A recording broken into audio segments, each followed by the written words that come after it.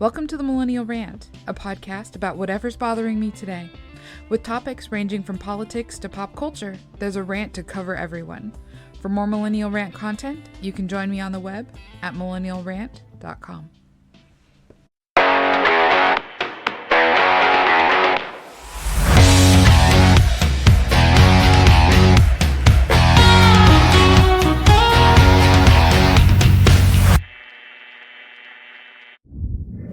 Happy birthday to me. Yes, today is in fact my birthday, and I realize it's also Harry Potter's birthday, but it was my birthday first. Admittedly, it was J.K. Rowling's birthday before that, but semantics, right?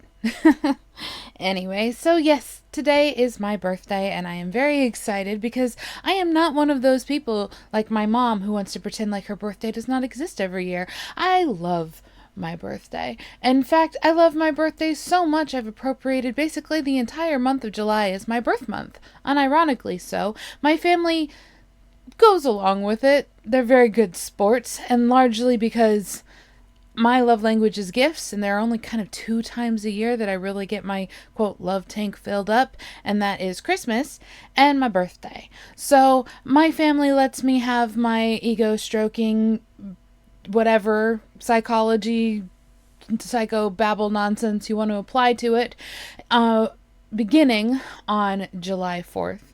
And why not July 1st? Because July 4th, when I was growing up as a child, my mom always said, "Look, Cassie, they're shooting off fireworks for your birthday." So it's really not my fault that I have a birth month. It's my mom's fault, and I'm sticking to that, and I will until the day I die. So yeah. It's my birthday, the end of my birth month. I spent a fantastic birth month, first part of it at least, in the UK. I was in Oxford and London during July. Before that, I was in Ireland and Scotland, and that was largely my birthday everything. And I'm very grateful to my parents who were able to give me the down payment that I needed to be able to make that happen. So yeah, very excited and fabulous trip. Very much enjoyed it. Not talking about that in this video. I'll talk about that in another video. But I do want to talk about what it means to be 1 year older, especially now that I am officially almost 40. And how does 40 look different from 30 versus how 30 looked different from 20? And I've noticed roughly every 10 years or so, I tend to go through a sort of existential crisis type of thing. And it's mostly because where I am in my life no longer suits my life, and I have to make a drastic change in order to reevaluate the direction of my life. And interestingly enough, this doesn't happen on my 10s. It happens on my 7s. For whatever reason. I don't know. But when I was 17, my plan was to start community college. I graduated early. I went into the aeronautics program at the community college where I was. I was going to transition into a 4-year college doing not engineering, doing aeronautics. I was going to become a pilot. I was going to transition into the Air Force, do my time in the Air Force, move over into NASA, fly shuttles, etc., etc. And I had a massive asthma attack when I was 17, and it completely derailed everything. And the reason why is because if you have a history of asthma after the age of 12, no military will touch you. And not just the military, it's very difficult for me to be able to get into any flight programs that's commercial. I could potentially fly private, but not commercial, and not for the military. So that derailed my life, and I had to scramble to try and get everything back together, and it took me a long time to be able to figure out what I was going to be doing up until I was about 20, honestly. So from 17 to 20, trying to figure myself out, trying just to decide which direction I was going to go in, where I was going to end up. What was I going to study? What was I going to pursue? And so I ended up going to college when I was 20, a 4-year university, and I eventually settled on a degree in English literature with a minor in creative writing, and everything took off from there until I was 27. I was attending a graduate university for my master's in fine arts. I graduated, and then I don't know. I tried to get a job in my field. I applied everywhere I could, and it just was not working out. I ended up having this like wrestle with God, and then it ultimately came down to I was going in the wrong direction. And again, this was about a 3-year period from the time I was 27 until I was about 30.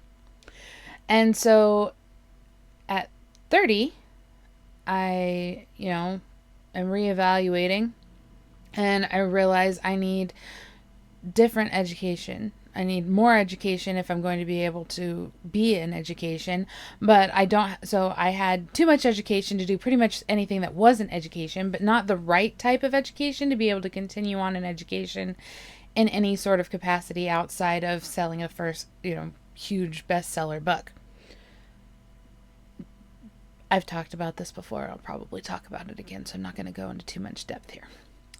So 30, I decided I had to go in a different direction, and I started looking at different options. I ended up enrolling in another university for a master's of arts. Yeah, master's of arts in mass communications, and went through that program. Everything's going fine. Everything's going great. I had a fantastic experience. And then I graduated. I applied to a PhD program in creative writing, ended up hating that, moved over to a different university to get a PhD in communications with an emphasis in narrative communications. And that's what I'm doing now. So my education is on track, which is what was derailed before. And now I'm looking at a shift in career. Well, I want to go into education, but one, I'm not done with my PhD yet, and two, I don't really have a large amount of teaching experience. And so everybody's looking for people who have 4+ years of teaching experience. It's like that whole entry-level job thing where they say this is an entry-level, position, but they want 4 to 10 years of experience already, which, how is that entry level? But, whatever. So most people start out as adjuncts, and then they transition into maybe a assistant professor, and then an associate professor, and then a full professor through tenure. Well, a full professor, or on a tenure track, I guess I should say. Anyway, so I have done the adjunct thing, and I could potentially do the adjunct thing again, except it isn't enough to be able to sustain me to pay my bills and that sort of thing. I've looked into universities in my area, and they're just not really available. And so I didn't know what all else to do. I've been looking in completely different directions. I eventually landed on a job that I think I'm really well qualified for, and I really do think I would do well in it. And then another job came my way, which is absolutely nothing that I would pick for myself. It does make use of all of my education and all of my experience, both in education and in my other jobs with administration and all the other things that I've done. It's almost like it was tailor-made for me, except I don't know if I want to do that, except I think that I need to. So right now I'm going through another one of those transitional periods where I have to decide where I'm going to go as the avenue of my life completely shifts. You're walking down the street and all of a sudden there's a fork in the road, and you have to make a choice. And one choice is better than the other sometimes, and sometimes they're both really good choices, and sometimes they're both garbage. I don't know exactly where I am yet. I don't know whether the roads in front of me are both good, if one's better, or if neither one is all that great and I need to go even in another entirely different direction. I don't know. In the meantime, I'm going to enjoy my birthday because it's mine, and I'm always happy when it's my birthday, even when really awful things are happening. Last year was interesting, and the year before that was horrendous. So here's to a good birthday.